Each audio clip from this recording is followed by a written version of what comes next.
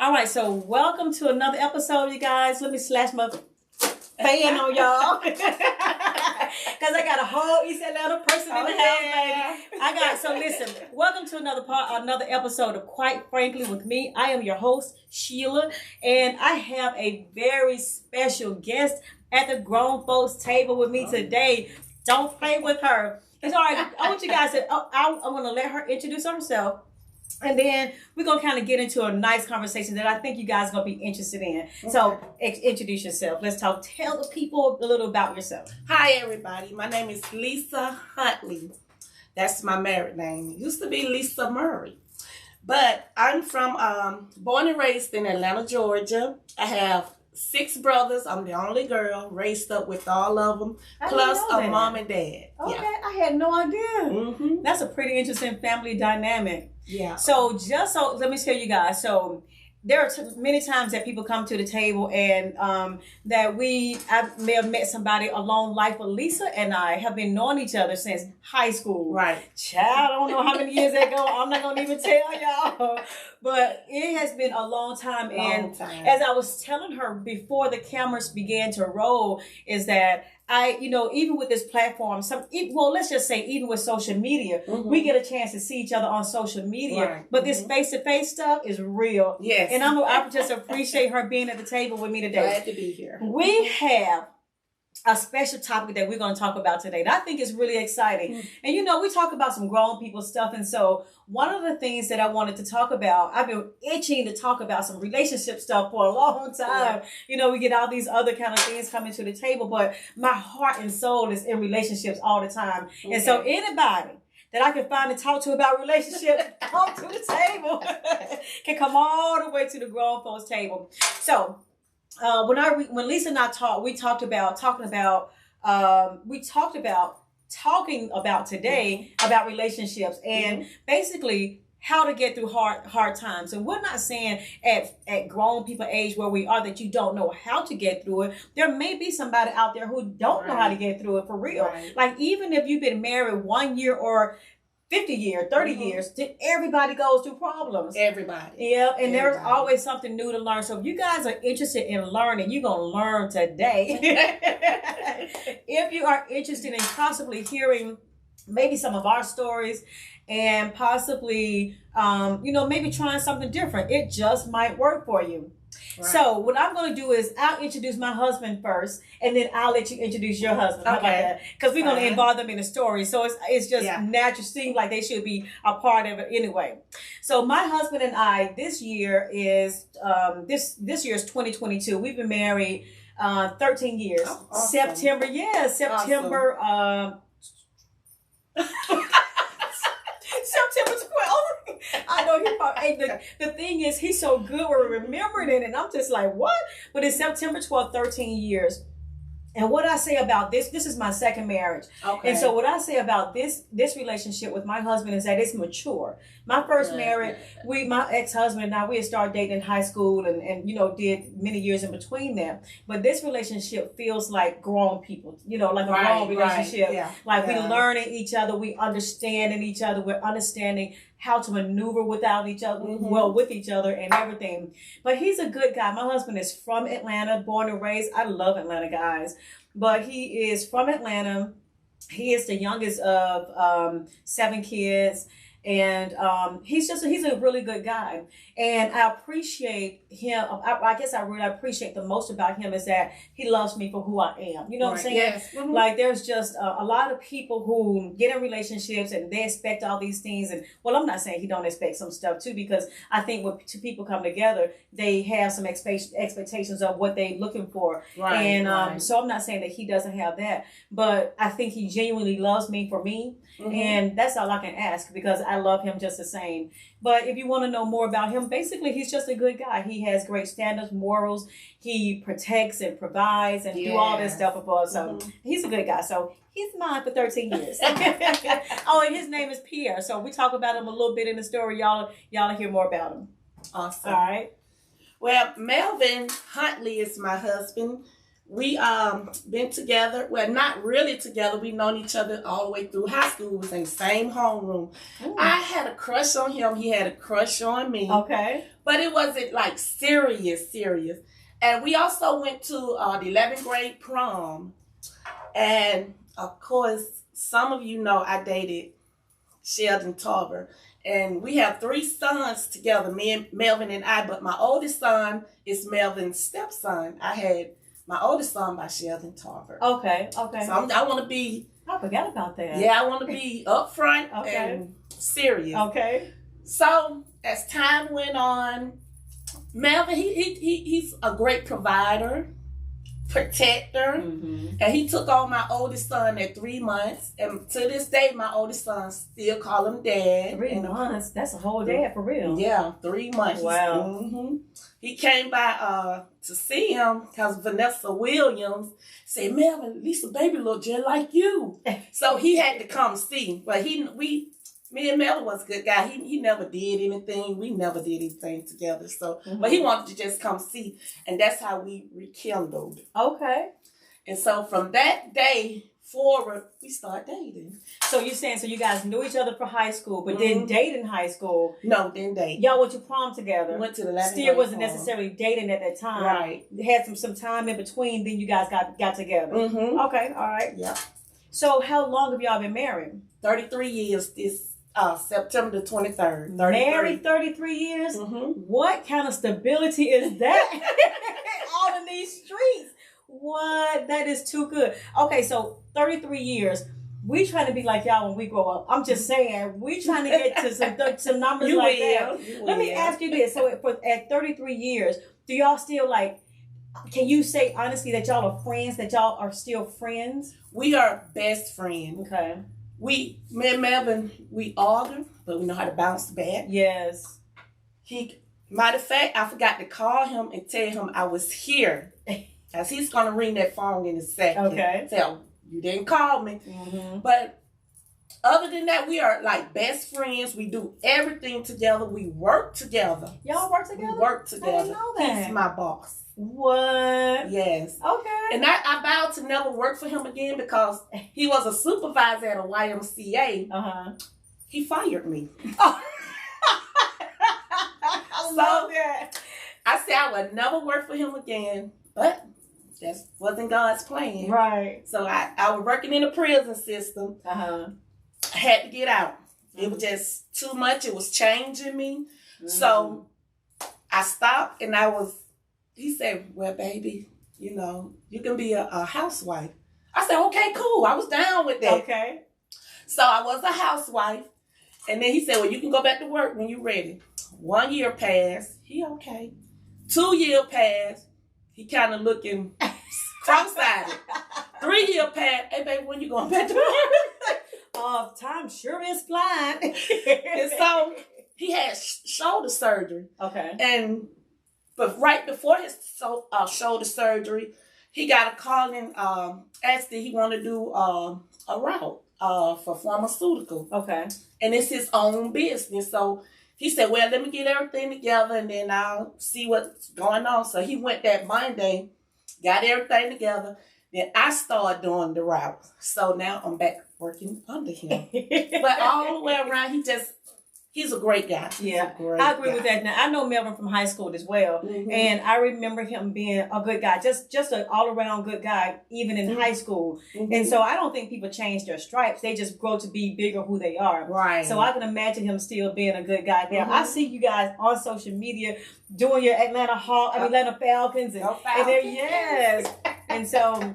You know what I think about too, though, when you talk about friends, and my husband and I are really friends, really good friends too. And there are two things I think about. I think about when people are single, when men are single, it seems to me that a lot of times men, maybe when they're with their other friends, the talk may be somewhat like, you gonna get tied down, or it's not gonna be whatever. We heard that. Yeah, but you know, the truth is, you gain another friend versus losing all of your other friends. Right. And if they just think about it like that, it won't feel like you losing your friends, and they won't feel like they losing you. Right. Second thing I think about is during the pandemic. Like if you guys were not friends, like you can go to work every day, all day, and come home. But if you are not friends, how did anybody survive being shut down in a whole house with somebody for a year? Exactly.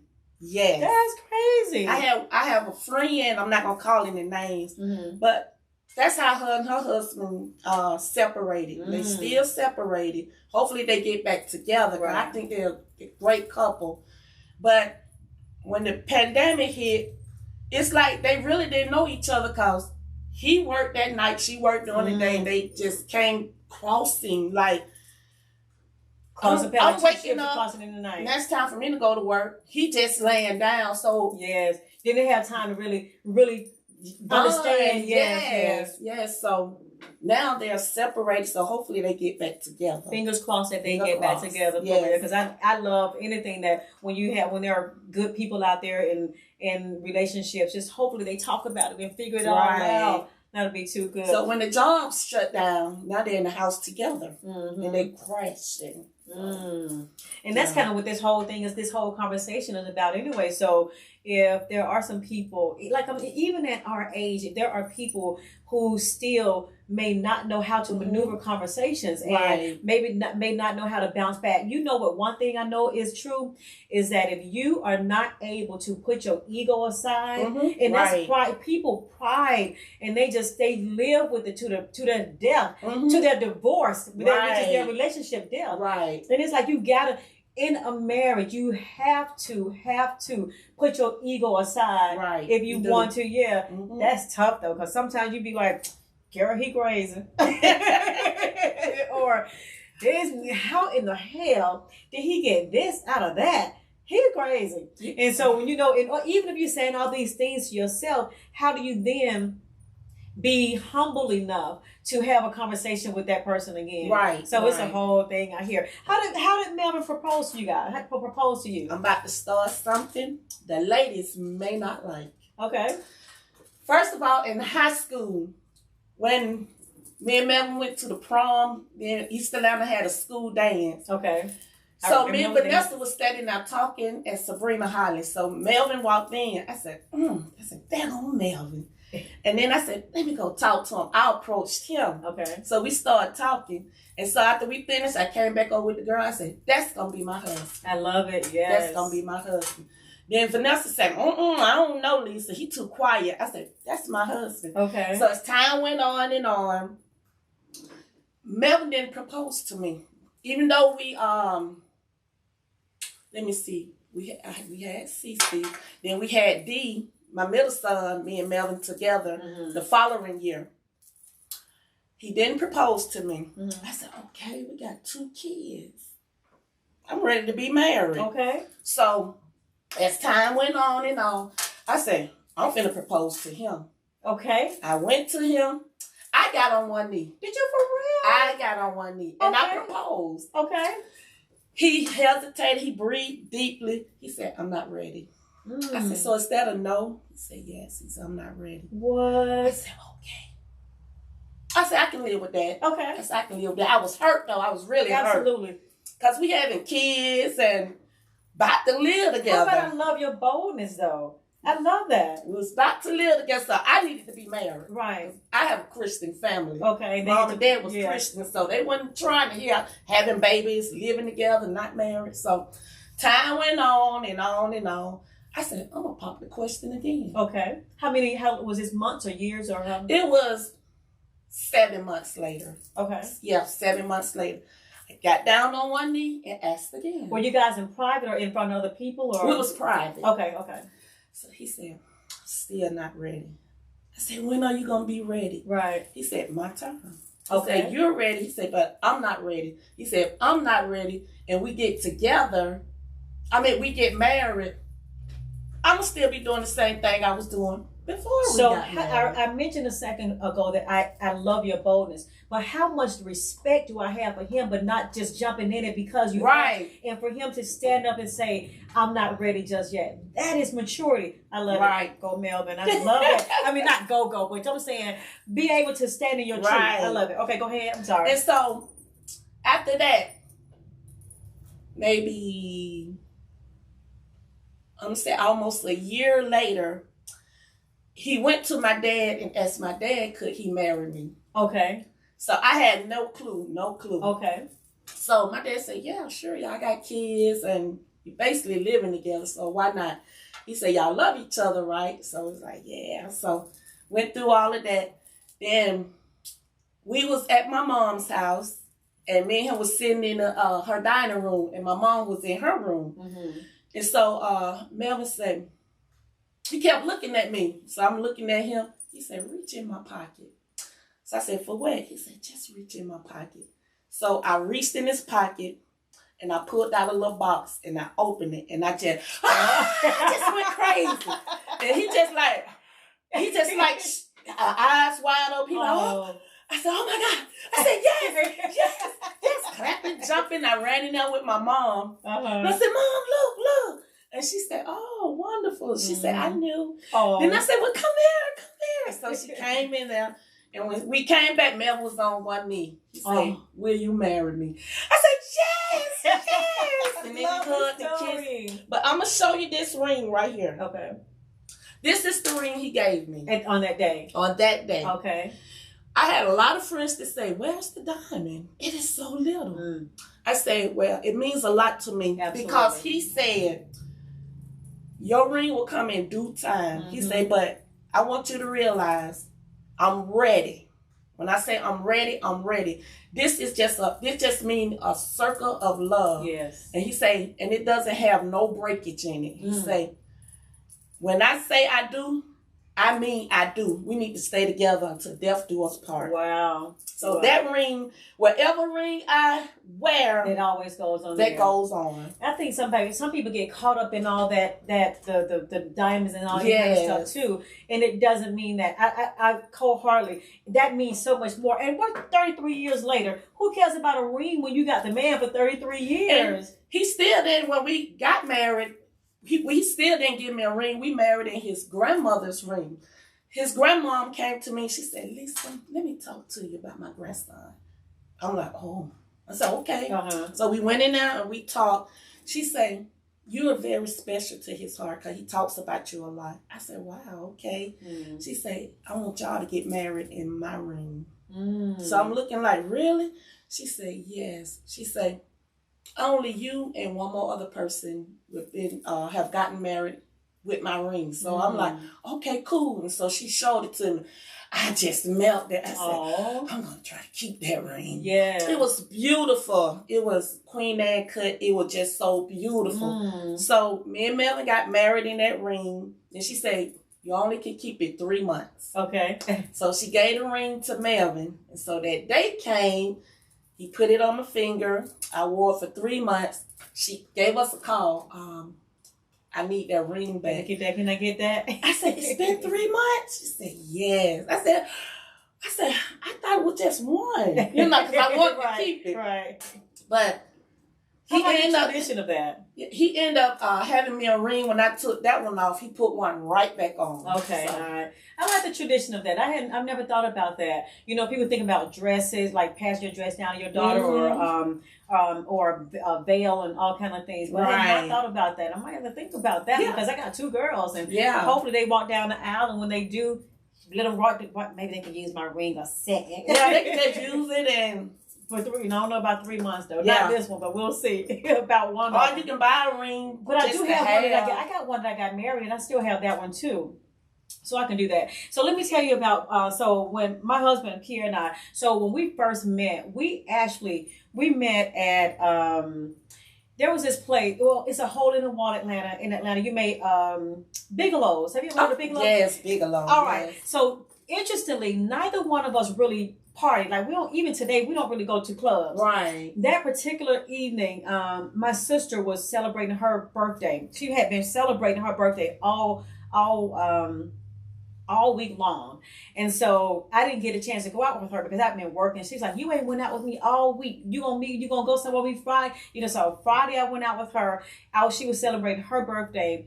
And so she was going to Bigelow's. And at the same time, my husband was there celebrating a birthday with somebody that he worked with. Okay. And so we happened to be at Bigelow's at the same time.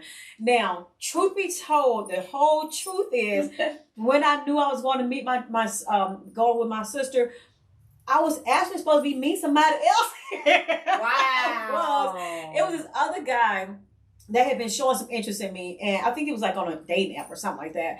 And so I said, well, meet me here. And I don't even know if he was ever there or not, because I saw my husband and I was like, he is too cute. But I thought he was with somebody. He thought that I was, later on as we talked about it, he told me that he thought that I was with someone too. Mm-hmm. So you know how girls do when we go to the bathroom, two people kind of go together, whatever. Right. So in Bigelow's, in order to get to the men's bathroom, you have to pass the ladies' bathroom first. Mm-hmm. So my sister asked me to go to the bathroom with her. She's inside. I'm standing outside, just kind of jamming to the music or whatever. This boy come out of the men's bathroom, walked to me, grabbed my hand, and took me to the dance floor. All right. And I'm behind him like this. Yes. Because I had already seen him earlier, but I thought he was with somebody. That night, we danced more than once. And the thing is this. I never used to dance with anybody more than once in the club, because I didn't want them getting the feelings, or like we're going to exchange numbers. I didn't want to go that far, but we danced that night. We kissed that night too. Wow. On the dance floor. And so the next day we talked, and he was on the way to golf. I was on the way to tennis. And when we hung up, I told my sister, so you know that guy that I met last night? She said, yeah, I said he's going to be my husband. I sure did the same thing, the exact same thing. And maybe I think it was maybe about 3 months later, he asked me to be exclusive with him. And then then we were like in our 8th month when he actually asked me to marry him. Wow. Now, he didn't do nothing special like tell me to take the ring out of his pocket or get on one knee. We were actually we were in bed. We weren't doing anything in bed, but even if we were, we grown child. It's the grown folks table. Yes. At that time, we were just kind of lying in bed, and I remember him. I don't even know what we were looking at, so I wouldn't even think about that. And he said, he's like, he asked me, would you marry me? And I was like, for real? And he was like, yeah. And I was like, yes. And, we kissed and, all that. And the next day I started playing. I was calling myself, yeah, he asked me to marry him. Yeah, we got some planning to do. And I'm like, yeah, we get to plan this wedding. So it was good, though. It was fun. Awesome. Yeah, it was fun. All right, so that's all the good stuff about, let's see, all the good stuff about relationships. And I promise that this whole episode would also talk about some bad times, not bad times, but let's talk about some times when things were a little tough and how do we get through it, because like I said, even at our ages, people still might need to know what's up and how do you maneuver through all of that. Right. You want to start first talking about maybe something that y'all went through? You want me to go first? How you want to go? I'll let you do it. Okay. All right, so let's talk about a time that you can think about that may have been tough for you and Melvin. This is real. It was really tough. The devil, when you're married, you're under God. For me, when your marriage is under God.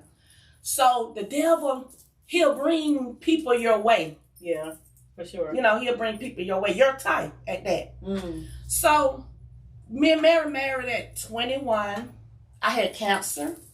Okay, at 21? At 21, okay. When we got married. Okay. I got better. It came back 3 times. The 4th time never came back. So thank God for that. Yes. But the devil started putting things in your way when you start trusting God. So me and Melvin used to argue a lot, but we always bond back together. But this particular time, this one little guy showed interest in me. Okay. So I said, we all go a lot. He care a lot. That's the devil working. Yes, it is. Yes, go girl, girl. So I talked to him a few times on the phone. Posta met up. Didn't never meet up. But it just shows you how the devil will have you going. Melvin found out. We cried. We fussed. There was no trust. The trust left. Yeah. The trust left. So now I'm at the point it's not his fault. He did nothing wrong. It's my fault. Absolutely. So I said, how can I fix this? So I tried to fix it on my own. I'm spiritual. Mm-hmm. I couldn't fix it on my own. I tried going here to friends. They just gossip. Mm-hmm. So that's not a way. I went on my knees and I prayed, cried. I asked the Holy Spirit to guide me. How can I get my husband's trust back? So as time went on, we start developing a little more trust because I could start back, hanging out with one of my girlfriends who don't play about cheating and stuff. She Yeah. don't play the funk about it. Okay. So I started hanging out with her. We're going to have a little brunch and then, come home. I don't hang out at night or none of that. But he started developing my trust back. Mm-hmm. And so every now and then when we would have an argument, he would bring it up. Mm. So I said, he hasn't completely forgiven me. Mm-hmm. How can we fix this? So that was one of our biggest things with me trying to step out, explore, Right. and then know how. Really, basically told on myself. Mm-hmm. Really. He said, I asked God to show me. God showed him. Mm-hmm. And he came to me, he said, you trying to do something out there that you have no business doing. Mm. So Yeah. that was one of our ups and downs that we had to fix. But we was young. Absolutely. We was young. So time went on, and we are better. Yeah.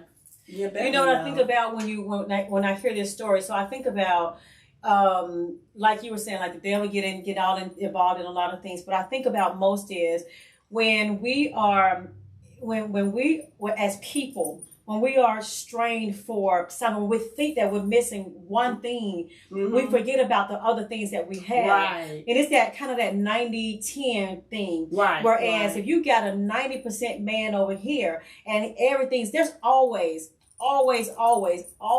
something that you may not like about somebody. Mm-hmm. Just like there's something about you that they don't like too. Right. But when you got a man or a woman who's 90%, what you looking for 10% for? If you got somebody who's 90%, why are you looking for 91%? Right. You may get 30. You know what I'm saying? Mm-hmm. You don't know what you're getting involved in. So I often keep things like that in my mind. I keep things in my mind like there is nothing that is worth me possibly losing somebody who is 95%. That's crazy, or 97% right. good Mm-hmm. to all that other bullshit. Right. I don't know the person, not a child. My mouth could be a little slurry, a little same time to time. All right, so my story that I can think about is this. So my husband and I had been married for about 2 years. Mm-hmm. And trying to remember, this is actually, I've written a book I haven't released yet. That's what I want to do, write a book. Do you really? Mm-hmm. All right, we'll have to talk about that offline. Okay. But I'm trying to remember what the conversation was about. I can't even remember right now what the conversation was about. But what I do remember is we were so angry with each other. We were, verbally disrespectful. Like, I when I say disrespectful, I think the tone of it. I don't think I've ever I would never call him out his name or anything like that. Only because I am aware that when you can't take words back. Right. So I would never do anything like that. But I remember us. We were in the kitchen. We were in my kitchen. And we were just kind of going in and we were loud. I remember he drinks Bud Light.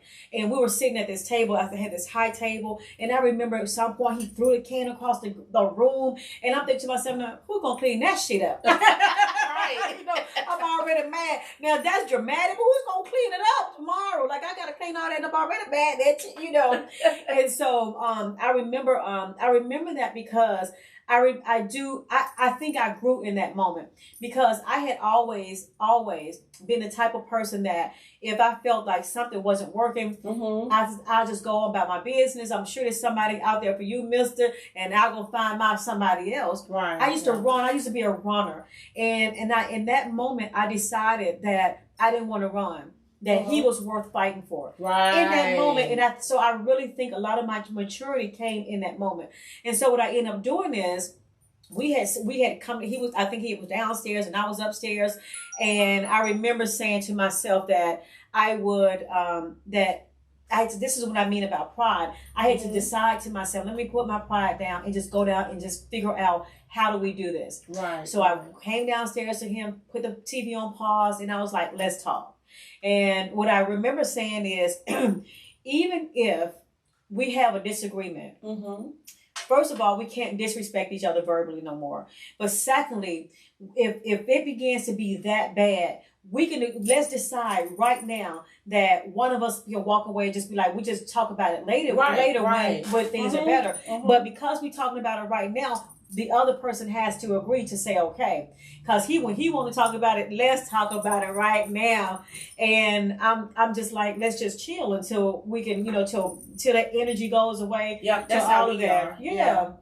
And so that was, I think that was kind of our biggest disagreement. And I can still remember the feeling of it all today, how I just felt like, how we were just being so immature. Right. And I like the idea now that we have decided as adults how to handle disagreements. And basically, we still, of course, have disagreements today, but they're respectful. They're respectfully disagreements. Right. Yeah. It can really be challenging if you don't know how to handle yourself. Let me say this too. So I have this thing. So I have this thing. I did this whole thing speech about it a while back, and the speech was my new definition of a strong woman. And so when people say they are a strong woman a whole lot, and this came from this whole situation, that's why I'm mentioning it. Okay. But so being a strong woman, we usually we kind of equate that to like, I bring home the money, I take care of my kids, I got the business going on, I'm a boss, this or whatever. But my new definition of a strong woman is someone who knows how to handle herself. Like if you in the moment, if you used to being fiery, whatever, I don't know, whatever. But in the moment, if you know how to calm yourself, and be humble, that's strong. That's strong. How much strength do you need to calm yourself down in the moment when you're used to doing something different? That's strength to me. Or it's strength to me when you are so used to being, like for instance, before my husband now and I got together, I had 3 kids. And I was used to running the house. You figure out money, you finagle this, you figure out all of that. And when we began to be together, I had to relinquish that power. Like, that's strong to me because I'm used to making decisions. And from time to time, the truth be told, and if he were here, he would say from time to time, I still kind of step in. But it is because I'm a mover. Let's just figure it out. Right. But I think that I really just have a whole new definition of being a strong woman when you know how to control yourself. To me, that is a strong woman. And that makes sense if you think about it. It does. It doesn't really have anything to do with a title. Anybody can bring home a title. Anybody can start a business and be a boss. But when you are strictly in control of yourself, child, it's a whole nother subject. Right. Do you remember who apologized? Oh, you apologized. You said you apologized as far as your go. Whenever we have a disagreement or anything, like right to this day, well, back in the days, Melvin's stubborn as a mule. Okay. Very stubborn. He's not going to apologize. He wasn't going to apologize. He was going, he called it making up. Okay. But that's still no, I'm sorry. Right. I'm the one say, man, well, I'm sorry for saying what I said, because I used to lay some words out. And so, and then we go from my sorry, and then he be like, well, I'm sorry too, and make up, whatever. But now, when we get into a disagreement or argument, we know who started it. Okay. We definitely know who starts it now. Okay. I may come in and say, okay, listen, you always want me to make up the bed. Why you don't make up the bed? Right. Just a little simple argument. Yes. We may say some little strong words here and there. You just lazy, I started that argument. I said it wrong. I should have said, babe, why you didn't make the bed up? I could have been a little nicer. Right. So I said, well, since I blew up on him, let me go apologize. Yes. And it's vice versa. You've been here all day. Why them dishes still in the sink? I'm going to do the dishes. I'm tired. I had to get some rest. You just get off of work too early. We start looking off of me. Yes. And so he said, you know what? Let me go apologize, because I should not said it that way. Yes. I should have been nice and said, baby, why the dish is still in the sink?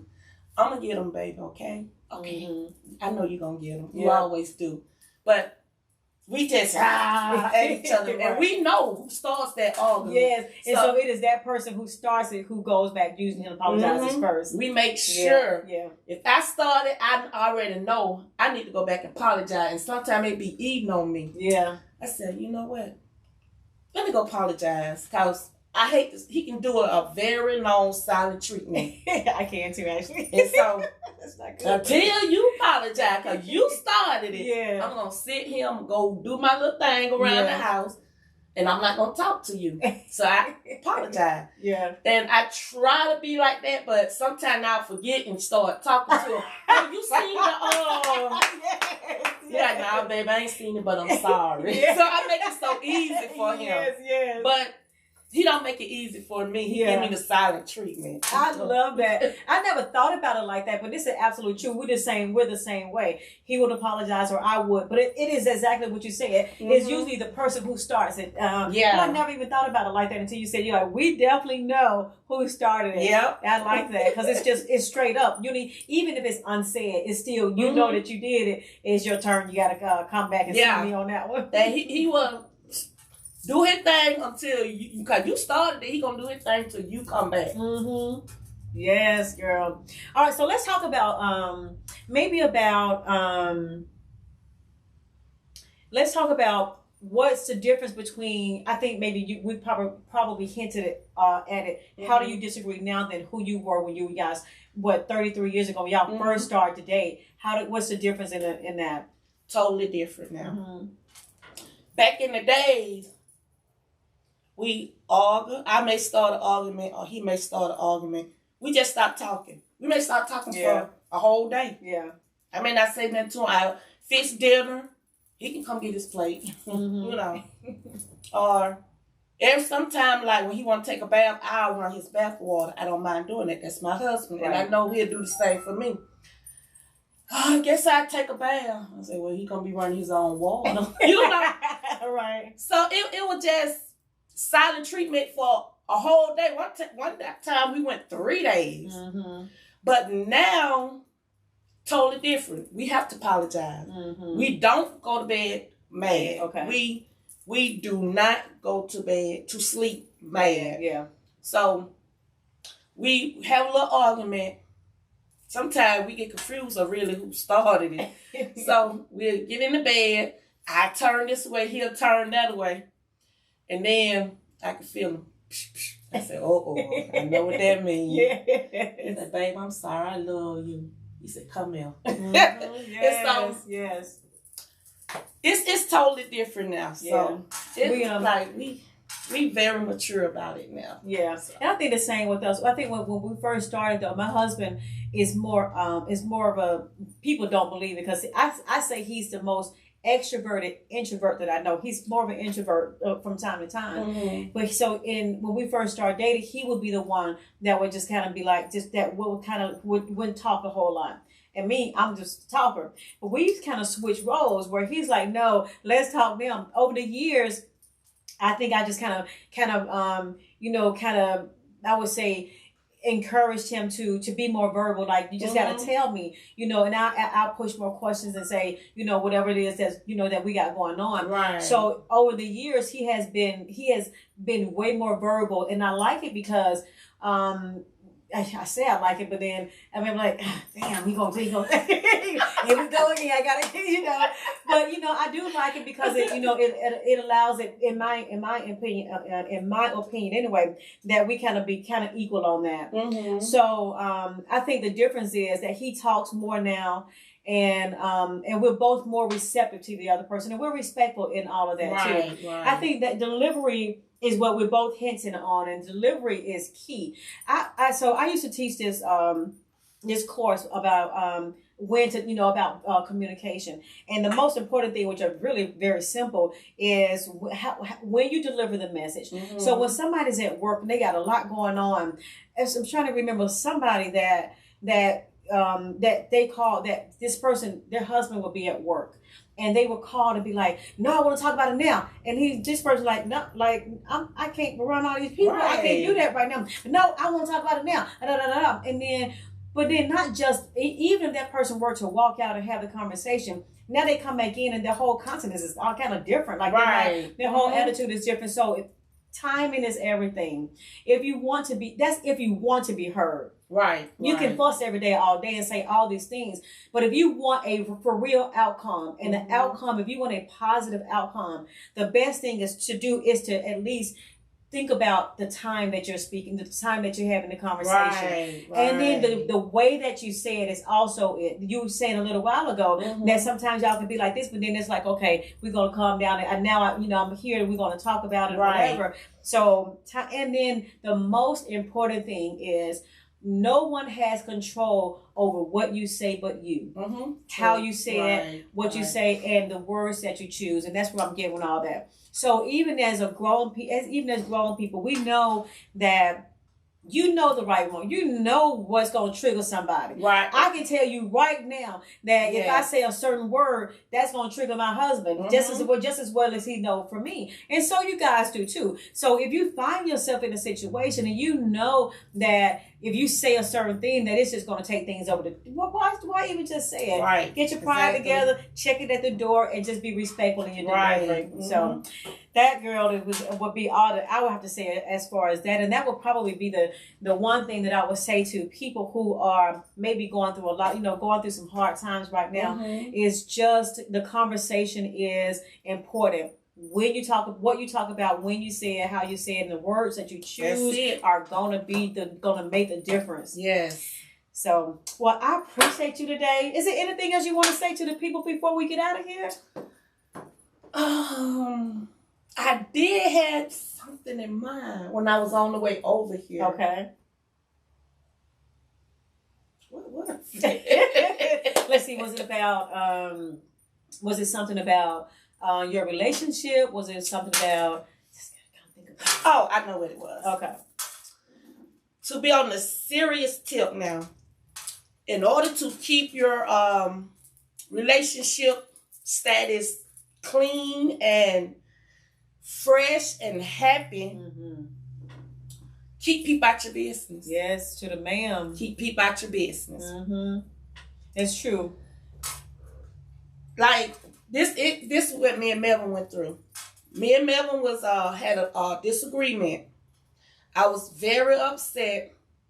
I went in there with my family. So the women. Girl, what's wrong? What's going on? Blah, blah, blah, blah. Here I go. Telling them.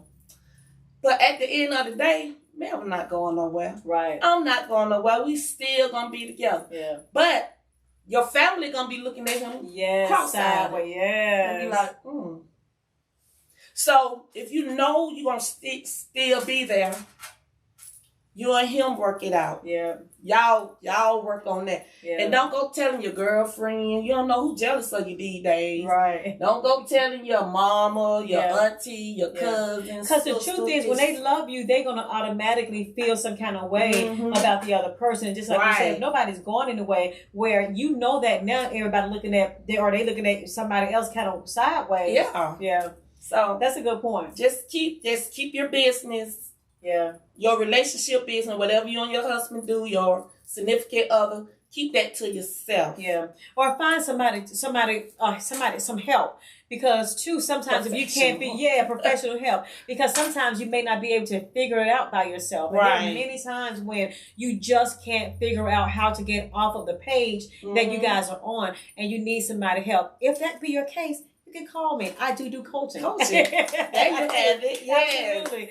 And I do specialize in that, and not just monogamous or husband or spouses, but there are relationships between kids, parent, child, siblings, cousins, co-workers, whatever. If you guys want to do that, we can do it. But that's a great thing. Don't be afraid. Do not be afraid to reach out for help, because sometimes you just can't. You don't know how to get off that page, and being silent will end you up in divorce court. Right. Get that professional help. Yeah, get professional help. Somebody that knows Yeah. experience. Yeah, and someone who is not biased. Right. You know, because I don't care who comes to me. If you wrong, you can be the one to approach me. Can you coach us? And then we can think, wait a minute. Yeah. You know you were wrong for that. So I'm that girl. So anyway, this has been pretty cool. I appreciate you coming to the Grown Folks Table. Thank you for having me. Absolutely, you're always welcome. You get another subject, be like, girl, listen, we need to get this on the table because I know some other people going through this. Mm-hmm. You're always welcome to the table. Call me up and we'll do it again. Right. All right. All right. Well, I appreciate you guys joining us again on Quite Frankly. I will see y'all again at the Grown Folks Table. Bye, y'all.